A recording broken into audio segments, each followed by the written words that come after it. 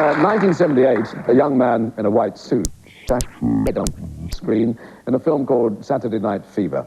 Not all the films that followed that astonishing debut were as successful, but his latest, called Look Who's Talking, is a smash in America. And he is, once again, hot. The fever has returned. Ladies and gentlemen, John Travolta.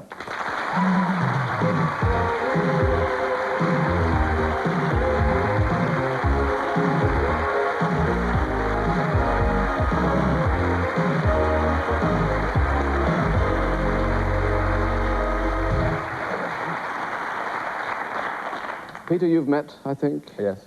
Oh, yeah. Yeah. Back in the States. And Mel, you and I have met. Yes, we met. And do you know John Travolta? John and I, we did do a little thing together. It's a royal knockout. I don't know if you remember that.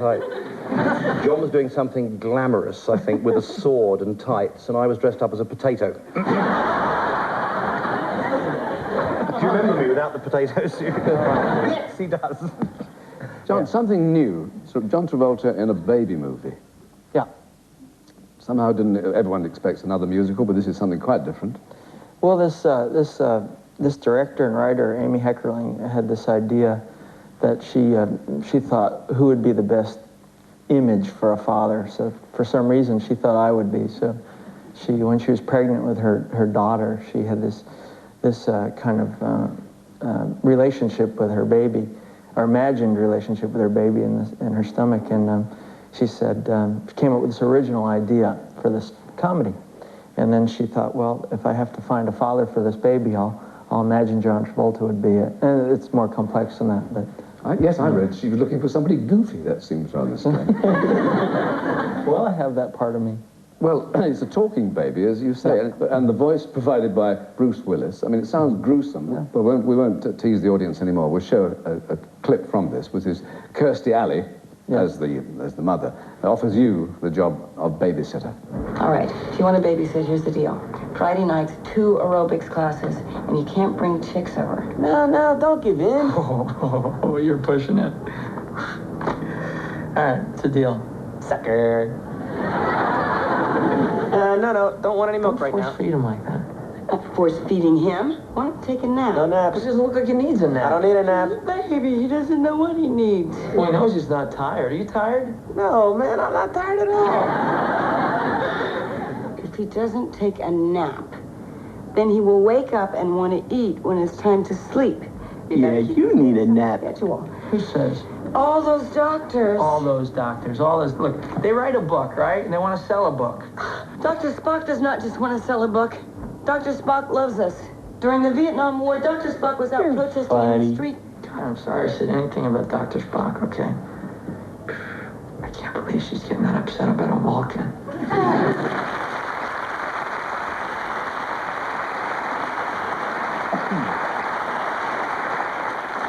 How many babies did you get through in that film? We used 4 babies. Each baby had a double. So we needed 4 for the infant and then the 2-year-old. It was a bit like dogs. Did you have baby minders and all that? We had this unfortunate title for the person helping us with the babies called a baby wrangler. Sounds like a pair of jeans. Yeah, exactly.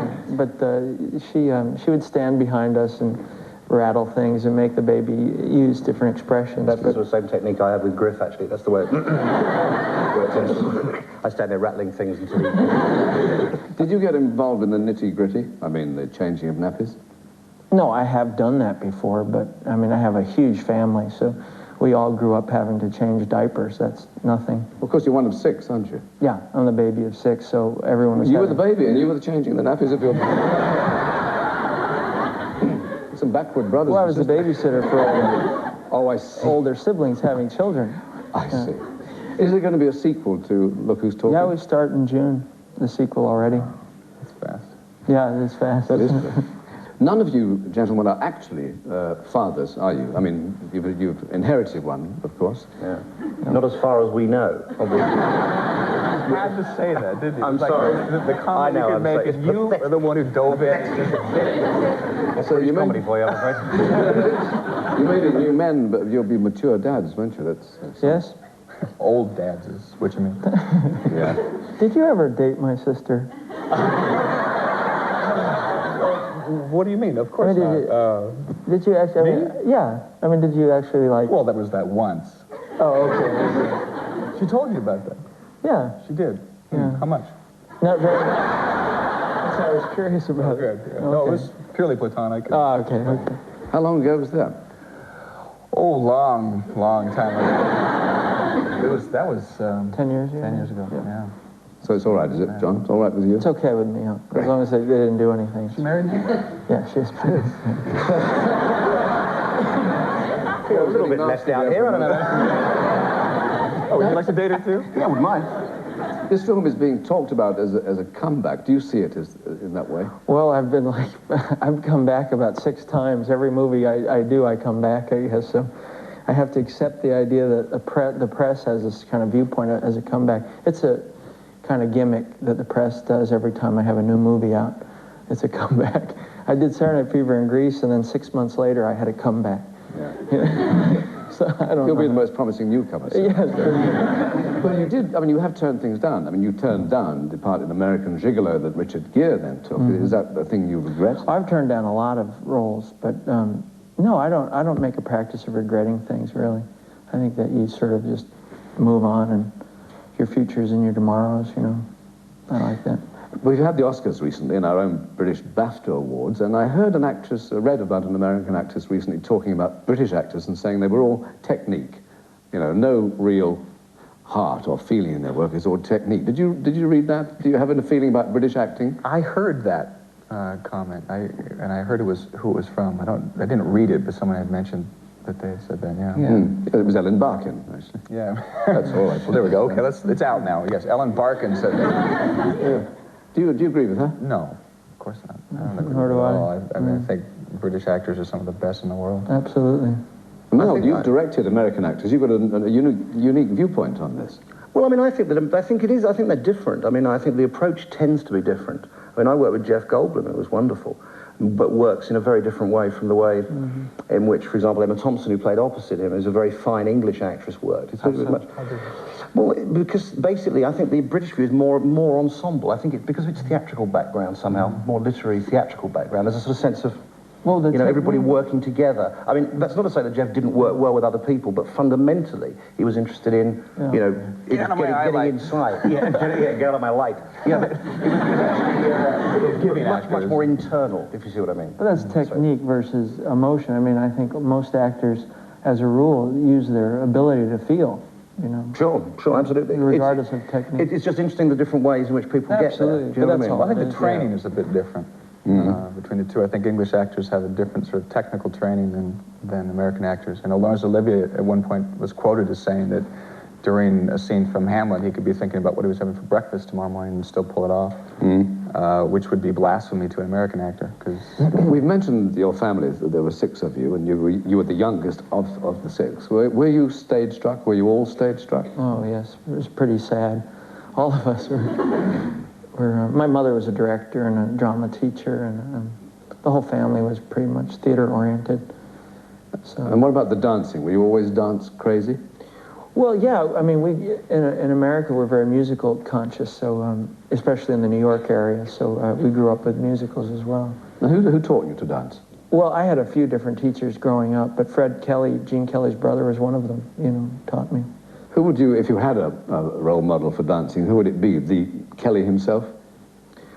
Well, I'm really, I don't know, that's a good question. I've never really thought about it. Jimmy Cagney I used to love as a dancer, and he's a very unusual dancer. Yes.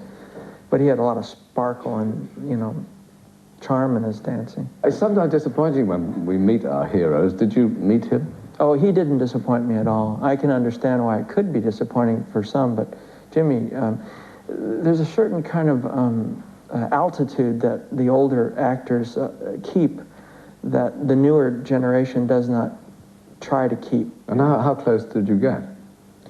Well, we were good friends. We would spend a lot of time together. He was 81 when I met him. And you were what? 25 or 24. But it transcends that, doesn't it? If you get on with somebody, it doesn't mean Absolutely. the same. Have you either been disillusioned with someone? I was very disappointed when I met John. I daren't ask you, Mel, but I'm going to. I've never really met anybody famous at all. Until tonight. Now, if you're dressed up as a potato, you don't get very far. Have you ever considered anything but show business? Yeah, I'm a jet pilot. I considered being a professional pilot at one point in my life, because I'm not very comfortable in Hollywood. I never have been. I'm comfortable performing and acting, but I'm not very comfortable in the atmosphere of Hollywood. So as a hobby, I've always flown. As a matter of fact, I even own a British Vampire jet, which is an old fighter jet, which is in Just park that in your garden, I presume. I do. And what do you fly? I fly for that. pleasure? For pleasure, yeah. That plane? Yeah. Wow, I thought it'd be a sort of museum. No, I have one of the only examples of a flying vampire in the United States. Back to the funnel web Yeah, absolutely. again. Yes. But it's always something to fall back on, isn't it? Being an airline. Funny idea. John, you were, like it or not, you were a symbol of the 70s. Did you ever go to a disco again after Saturday Night Fever? No, actually, I never really went to them ever, anyway. I was too busy acting, you know. From a kid, I was acting, so I never had time to go out and do a lot of that stuff that most people did. I just sort of observed it from a distance. So it was odd, kind of creating a phenomena that you never really experienced that much. Is there a rhythm in your bones, Mel? There is, Michael, there is. It's a natural thing. Although I think if I put on a black shirt and white waistcoat and started bopping around like John did, I'd be chucked out, quite frankly. I'd be the guy from the rival discotheque trying to scare people off. Did you find, John, that you were invited to classy functions with the idea that you might dance for your supper? Oh, now I wonder. Yes, I did of? dance Yeah. for my supper at the White House. Yeah. But that was one of the most exciting nights of my life, dancing with Diana. I can call her Diana. We simply have to say the princess. I know. What was that like, really? What happened exactly? Well, to be honest, I didn't anticipate dancing with a princess. I only thought that I would be having dinner in the honor of her presence, you know. But when I got to the White House, Nancy Reagan had she took me aside and whispered in my ear, and I looked, you know, the princess would really, really love to dance with you tonight. Well, I went cold, you know, at that time. I couldn't believe it, you know. So she said, "No, would you mind doing that?" I said, "Yeah, okay," you know. For the rest of the night, I couldn't think of anything else but what would I do? What kind of dancing would we do? You know, whatever. I just couldn't. So the whole night I was in a foam, really. And then finally, the cue was when the president was finished dancing with her. I was to go up to the princess and ask her to dance. And then of course, they all cleared the floor, and there's just the two of us for 10 minutes on the floor. But she was a good dancer. Yeah. What did you do? Did you go up and say, "You dancing? Who's asking?" I said, "Would you care to dance with me?" And she said, "I absolutely adore it." Wow. My heart melted, of course. And What did they play?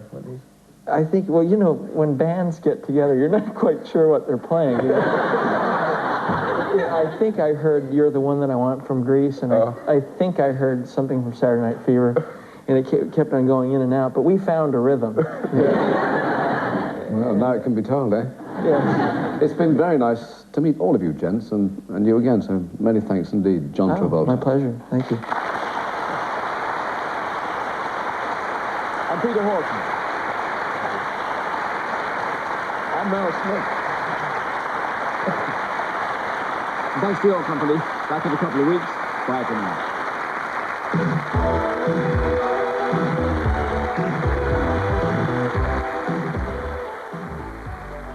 And just a reminder, that was the last in the present series of Aspel & Company. Next week, at this time, you can enjoy a little Abracadabra with Richard Digance.